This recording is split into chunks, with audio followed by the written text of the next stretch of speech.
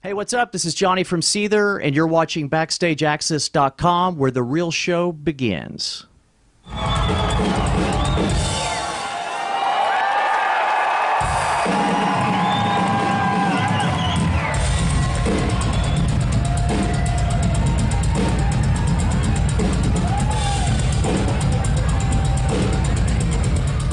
Gus Cressinger here with Backstage Access. We're here in Niagara Falls, New York, on the American side with the drummer Seether, John Humphrey. John, how you doing, buddy? I'm doing great, thank you. John is here, and we are going to talk about the tour with Tremonti first, and how's that going? And Red Rising Sun, I think. Is that the name of the band? Yeah. Okay. And then we also did a show with Otherwise a few nights ago. So some of these bands are sort of alternating and changing along the tour. But a lot of the dates mostly with Tremonti. Okay. But yeah, it's going great, man. This is a great run. You know, always fun to do a headline tour. You know, we get to play a little bit longer. We just did that a co-headline in January with Papa Roach, which was great too. But don't get to play as long. So in this case, we get to play an hour and a half or more in some cases. And I know the fans appreciate it. Yeah, definitely. And we have a lot of fun. Isolate, Medicate came out last year. It's been almost a year since everybody's been able to digest that. And actually, the record did, I think, almost #1 on all the rock media kind of charts. There's so many, I can't keep track of them. But Billboard, which is the big one, #4, that's very impressive. Yeah, that's great. In this day and age, yeah, it's awesome. And the fans, obviously, they're still clamoring for Seether and still wanting music. And how does that make you guys feel after all these years? Amazing. You know, I really, not to be cliche, you know, I really feel fortunate. I feel blessed, man. I mean, this is a tough business, and to still be a band, in my case, 12 years on, you know, with these guys, to still be making music and putting it out, that people even, you know, care to still, or, you know, to listen or interested in listening. I mean, it's amazing, you know, to put something out there and to have people, you know, wanting to get it, and it's doing so well. It's a great feeling, man. It's awesome. Tell us about the writing and creative process behind the last record. Well, Sean had put together a lot of the music for the album prior to going into the studio. He had a little home studio he put together in New Hampshire. Okay. And then the guys came to, I live in Oklahoma. Okay. So my friend had a nice little kind of studio, kind of hitaway demo studio. Right. And the guys came to where I lived, and we hung out for a couple of weeks and finished up the remaining 4 or 5 songs to complete the track list for the album. And then we went in the 1st of January. This would be 2014, and cut the album in like 2.5 weeks. You know, went in with Brendan again. It was our second time working with Brendan O'Brien, phenomenal producer, and it went very, very quickly, and we were rehearsed and ready to go, and it was just about, you know, capturing the performances, really. Tell us about the name of the record. I find it to be very, I don't know, I'm trying to find a meaning behind. I think I know them, but I want to hear it from the band, one of the guys, so tell me about the meaning behind that. Well, I guess you can interpret it, you know, kind of how, you know, self-expect. We always kid about maybe that's how you need to listen to the album, perhaps Isolate and Medicate, you know.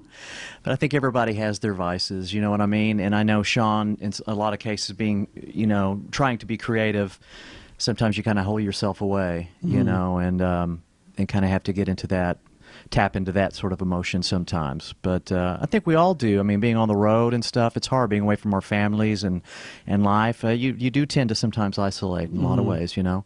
And Medicate, I guess that's just your medicine, your medicine of choice. Brian Wickman is the touring guitarist for the band. How did he get involved with the band? How did you guys decide to go with him to play? Yeah, he's really, you know, a longtime member of the family. He worked for Schecter, which is the guitar company the guys Sean and Dale worked with for a long time, and then came out on the road with us as a guitar tech for several years, and it just sort of made sense. You know, we just, you know, had more than a couple guitar players in and out, and we were kept reverting back to the 3-piece, which we love too, but it took a little pressure off Sean. Brian just sort of eased into the role. He, you know, a lot of it is talent. Obviously, you have to have that, which Brian does, but you've got to be able to get along. You know what I mean? With a band like us, you know, the ego really doesn't work, and you deal with a lot of different egos and personalities, and when you're living on something the size of a postage stamp, it's kind of hard to get things to jive, and Brian just kind of fits right in there, and musically, he's you know, very beneficial, you know. And you guys played Brazil for the first time last month at just did. Rio de Janeiro. Tell us Yeah. about that. It had to be awesome. That was amazing. Yeah, Yeah. so many fans. Seether Chile. I have to give props on Facebook. Fans who've been with us for a long time, waiting for us to finally come their way. So that was great. That was sort of our introduction to it. A lot of great shows. I look forward to hopefully going back. Right. Love to do some festivals down Yeah, there. They have yeah. some huge ones, and so Right. maybe we'll get those next time around. But yeah, it was great. And Sean Morgan, the vocalist, was already quoted in another interview saying the band's going to be working on another record next year. Is that about right? Yeah, I think that's fair to say. We're going to be touring all through summer, probably the first part of fall, maybe catch our breath there towards the end of the year, and then definitely I think the beginning of next year, it's safe to say we'll be working on new music. Last year at Rock on the Range when you guys played, I have to say, being a huge Kiss fan, and then seeing your drum kit, the drum heads were the rock and roll Yeah. over, and very, very cool. And tell me how you came up with the idea, and I think you used some other bands too, right? Yeah, there's and a friend of mine also did a logo. Van Halen, where the Okay. JH was in the Van Halen Okay, Van all Halen right, 2 cool. font. If anybody's All big right. Van Halen fans, yeah. It was sort of a last minute thing. My drum company, Crush, they do drum heads as well, Yep. bass drum heads, and the art. And like you mentioned, the album came out last July, but we were doing shows before the album even Right, came right. out. So they had already slammed out the album art for the bass drums, Yeah. and we're like, well, we can't reveal the art yet. The album's not out. So last minute, he's like, we can do something quick. What can you do? Well, I called Brian, who's the artist Yeah. also. He's Okay. a He's a guitar man player. of many talents. It's A almost man like, of many talents. Speaking about Kiss, it's like the Tommy Thayer almost. You know, Yeah.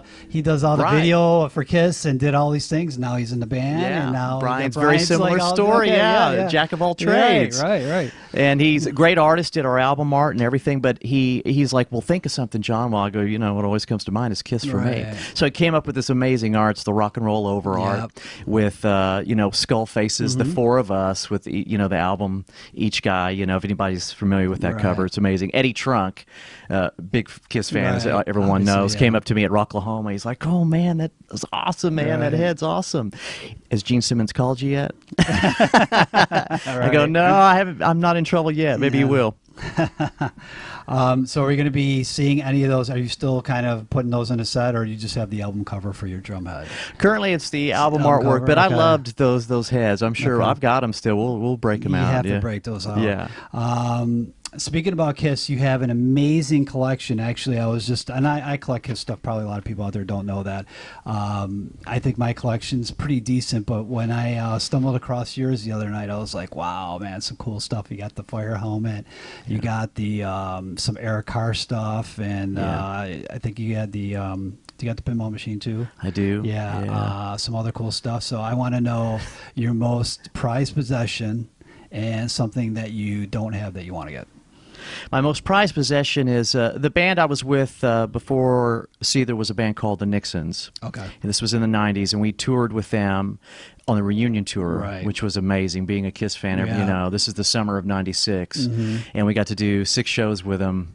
One of them being what Madison shows? Square Oh, Garden. the Garden, We okay. did Garden, Cool, Dayton, Pittsburgh, Boston. All right, Anyway, gotcha. and Yep. it was only like 3 or 4 weeks into it. This is when it was insane. Yeah. It's bigger now, or then rather, Right, than they right. were in the '70s. It was just Right. amazing. Anyway, I have this huge poster, and I'll take a photo from the first album, the first Kiss album, and they signed that for me personally, which is, I guess, autographs are easy to acquire in some cases, but that's, very special to me. And it's the center of my collection, and it's because, the memories You that were surround there, that, I was there and yes. everything, so that means a lot to me. Awesome. Yeah. What's one piece that you want to get that you haven't gotten?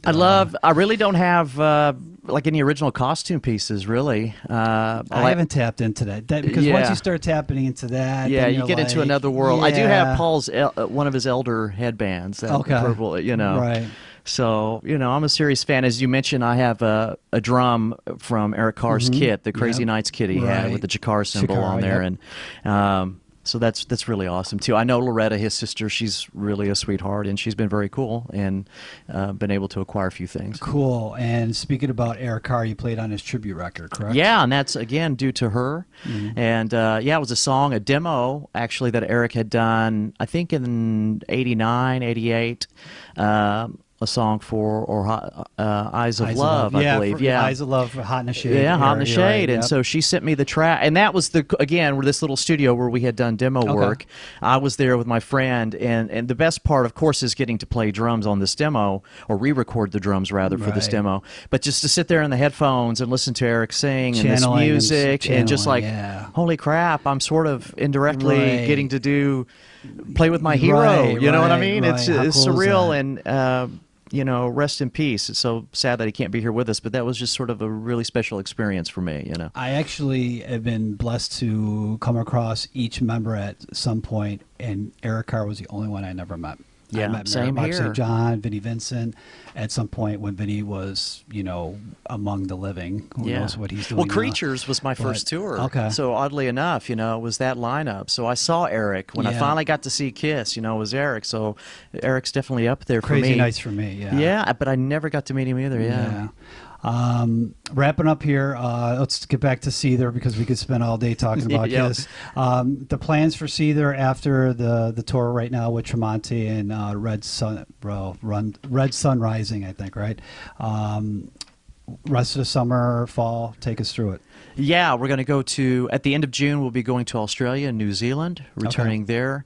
And then a U.S. run when we come back again in July. And then we're going to end with Europe in August. Okay. And then hopefully South Africa. When usually every album cycle we go back there with the guys, which is amazing. And that's their home. That's Sean and Dale's home. It's really, I say it's always, you know, one of the perks of being in this band is I always get to go to South Africa, which a lot of people can't say they've done that, you know, and it's really amazing.